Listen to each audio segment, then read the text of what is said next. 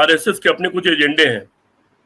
उन एजेंडों में हिंदुत्व का उभार था, राम जन्मभूमि के नाम पर, कृष्ण जन्मभूमि के नाम पर, शिव के मंदिर के नाम पर, और भी जो जो मुद्दे मिल सके, मंदिर में मस्जिद के नीचे मंदिर ढूंढने में, और तरह तरह के, ये सब उनके एजेंडे हैं। इन एक धर्म विशेष को उभार के जर्मनी और इटली से सीख करके आत्मगौरव को पहले बढ़ाना कि आप महान हैं और आप दुनिया पर राज करने के लिए पैदा हुए हैं, और फिर उसके आधार पर एक अलग तरह की व्यवस्था लागू करना और वो गोल करके सपने को पूरा करना।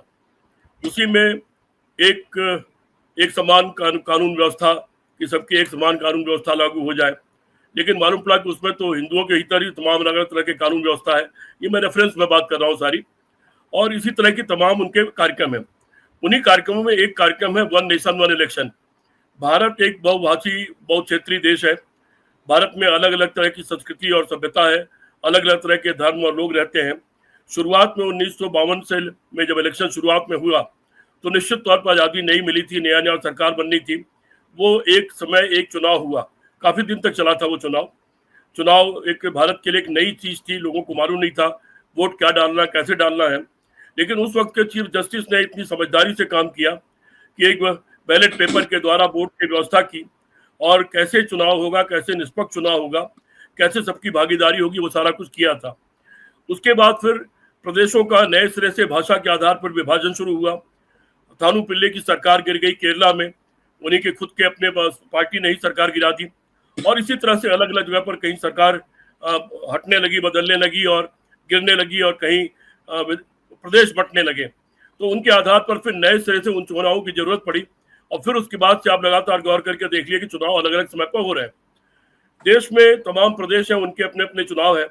यहाँ की बड़ी समस्या यह है कि ये दरअसल इसके पीछे आरएसएस का इरादा यह है कि एक बार जिस दिन चुनाव पूरा एक साथ होगा लोकसभा और विधानसभा का, उन्होंने जो भी रणनीति अपनाई है, जो उन्होंने टेक्निक सीख ली है चुनाव जीतने और हारने की, कि उन्होंने उन 2014 में चुनाव उन्होंने ऐसा किया कि कांग्रेस पार्टी के जितने स्टॉलवर्ड्स थे सबको हरा दिया। कि अगर बड़े बड़े नेता चुनाव जीत के आ गए थे, नौसिखिया लोग थे, ये उनके सामने लोकसभा में टिक नहीं पाएंगे।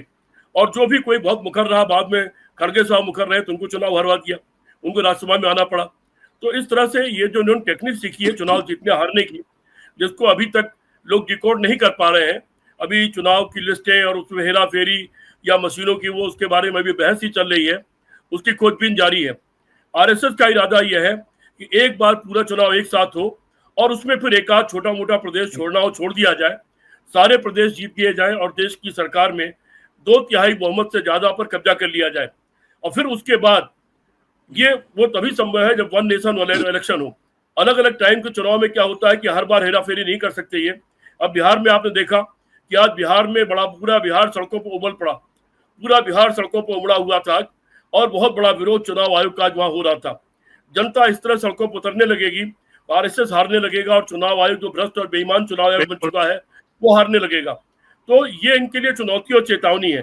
इसलिए एक ऐसी व्यवस्था ही चाहते हैं, उस व्यवस्था के अंदर एक बार पूरा चुनाव एक साथ हो, और ये अपने सारे हथकंडे एक साथ अपना ले, और सारे चुनाव एक साथ जीत जाए, और जीतने के बाद फिर ये आरएसएस की तानाशाही लागू कर सके। उसके बाद चुनाव नाम की चीज समाप्त हो जाएगी। चुनाव ऐसे हो जाएगा जैसे रूस और चीन में होता है, या अन्य तानाशाही देशों में होता है, कि एक चुनाव होगा, उन्हीं की पार्टी लड़ेगी, वही जीतेगी वही हारेगी। नाम के लिए अपने ही कुछ लोग विरोध में खड़े कर दिए जाएंगे, उनमें भी 2-4 लोग जिता दिए जाएंगे नाम के लिए विरोध व्यक्त करने के लिए। वो व्यवस्था लागू हो जाएगी। भारत की आजादी और लोकतंत्र, वैसे तो कहा जाता है कि भारत का लोकतंत्र आदिकाल का है, सबसे पुराना लोकतंत्र भारत में रहा है। यहाँ पर संवाद और शास्त्रार्थ से शासन चलता रहा है। यहाँ लोग चुनौती देते रहे और बहस करते रहे हैं, विद्वान लोग बहस करते रहे हैं, और यहाँ पर विद्वानों की पूछ होती रही है शासन चलाने के मामले में, ऐसा कहा जाता है। ऐसी तमाम पुरानी कहानियां मिलती हैं सुनने के लिए। लेकिन ये जो हमें लोकतंत्र आजादी मिली है और ये हमें संविधान मिला है, ये बहुत लंबी लड़ाई के बाद 1857 जो कि राजाओं की लड़ाई से शुरू हुआ था अपना अस्तित्व बचाने के लिए, से 1947 तक लगातार इतने लंबी लड़ाई के बाद और लाखों लोगों की कुर्बानी के बाद ये आजादी हमको मिली, लोकतंत्र हमको मिला है। क्या हम ऐसे ही खो देंगे? आरएसएस का तो आजादी से कोई लेना देना नहीं, लोकतंत्र से कोई लेना, उनको लोकतंत्र पसंद नहीं है, तिरंगा झंडा उनको पसंद नहीं है, ये संविधान विद्वानों के द्वारा बनाया गया उनको पसंद नहीं है। तो वो तो अपना एक एजेंडा लागू करना चाहता है जो उसका 100 साल का सपना है, और 100 साल पूरा होने के बाद उसको जल्दी है कि कितनी जल्दी उसको लागू कर दिया जाए। ये बड़ी खतरनाक स्थिति है महेश जी, इसके लिए बहुत चौकन्ना रहना पड़ेगा। जहां तक ये चीफ जस्टिस लोगों का सवाल है, इनका अतीत हम लोगों ने देखा है। इन्होंने उन कुर्सियों पर बैठ के कैसे पैसे फैसले किए हैं, आधे अधूरे फैसले इधर किया उधर किए। एक सज्जन तो सीधे कुर्सी से उतरे और सीधे राज्यसभा में जाकर के बैठ गए। उन्होंने चीफ जस्टिस के पद को शर्मिंदा किया। चंद्रचूड़ साहब से बड़ी उम्मीदें थी, क्योंकि जब तक वो प्रदेश के हाई कोर्ट के चीफ जस्टिस थे तब तक उनकी बड़ी बहादुरी के किस्से हम लोग सुना करते थे। बड़ी उम्मीदें थी कि जो देश के लोकतंत्र को बचाने वाले मुद्दे होंगे, जो देश के सरोकार और मूलभूत मुद्दे होंगे, उन पर वो निर्णायक कुछ बहस करवाएंगे और निर्णायक फैसले देंगे। लेकिन उनके सारे फैसले, वो चाहे कश्मीर का सवाल हो, चाहे चुनाव आयोग का सवाल हो, चाहे जो पैसा लिया गया चंदे के रूप में, जो इलेक्टोरल बॉन्ड लिया गया उसका सवाल हो, और या खुद मंदिर का सवाल हो, इन सारे मुद्दों पर इफ एंड बट तमाम छोड़ करके इन लोगों ने फैसले दिए हैं। फैसला वो होता है जैसा अमेरिका में हुआ।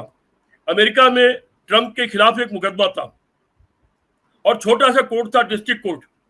उस डिस्ट्रिक्ट कोर्ट ने अमेरिका के राष्ट्रपति को राष्ट्रपति होते हुए अपराधी ठहराया। उसने सिद्ध किया कि ट्रंप अपराधी है, ट्रंप को जेल जाना चाहिए, इनको यह सजा दी जाती है। लेकिन फिर उसमें इफ एंड बट ये आ गया, चूंकि वो आज राष्ट्रपति के पद पर बैठे हैं और इसके लिए उनको इम्यूनिटी प्राप्त है, इसलिए वो जेल नहीं जा पाएंगे। लेकिन उसने अपनी सजा सुनाई। न्याय इसको होता है कि न्याय हो, उसमें कोई बड़ा छोटा, सरकार या गरीब, उसमें कोई आड़े ना आने पाए, वो न्याय होता है। तो ये जो मुख्य न्यायाधीश भूतपूर्व लोग इसमें जा रहे हैं, ये सारे लोगों को मैं तो ये मान के चल रहा हूं कि थोड़े इनसे एक बट के एक आध बातें कहलवा दी जाएंगी कि ऐसा लगे कि कुछ निष्पक्ष बातें कर रहे हैं। लेकिन इनके साथ ऑलरेडी सरकार की अंडरस्टैंडिंग हो चुकी होगी, संघ से इनके रिश्ते तलाशने पड़ेंगे। जरा बैकग्राउंड में देखना पड़ेगा कि इनमें से कौन कौन लोग अपने बचपन में संघ की शाखाओं में गए हैं या इनके परिवार के लोग संघ से जुड़े रहे। ये सब अगर छानबीन कर ली जाए तो बहुत सारी चीजें उजागर हो जाएंगी।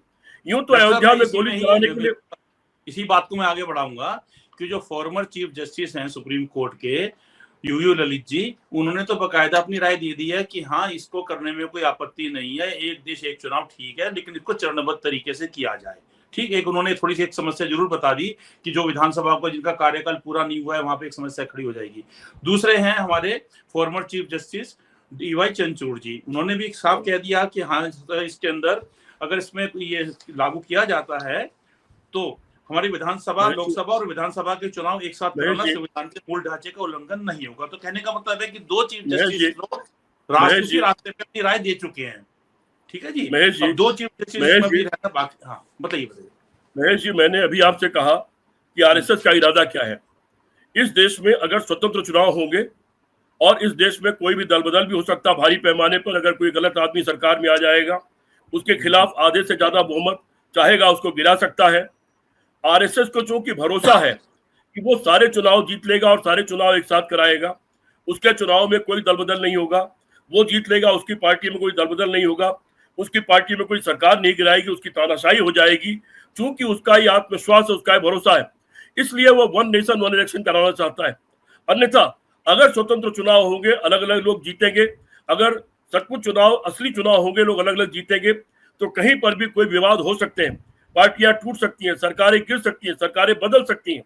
और ये लोकतंत्र में बहुत स्वाभाविक है। ये सो लोकतंत्र में कोई नई चीज और बड़ी चीज नहीं है, और होनी भी चाहिए। कोई तानाशाह क्यों होने पाए, कोई गलत आदमी पूरी तरह से शासन पर क्यों बैठा रहे।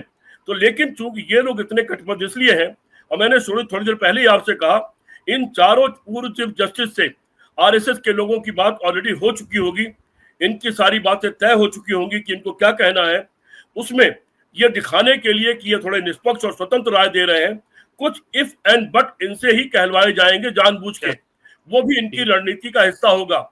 मेरी बात ये याद रखिएगा, अभी हम लोग हो सकता है कुछ साल जिंदा रहें, अगर यही स्थितियां रही और आरएसएस तानाशाह हो गया, खैर हमारे जैसे लोग तो जेल में होंगे उस वक्त या मार दिए जाएंगे आरएसएस के लोगों के द्वारा।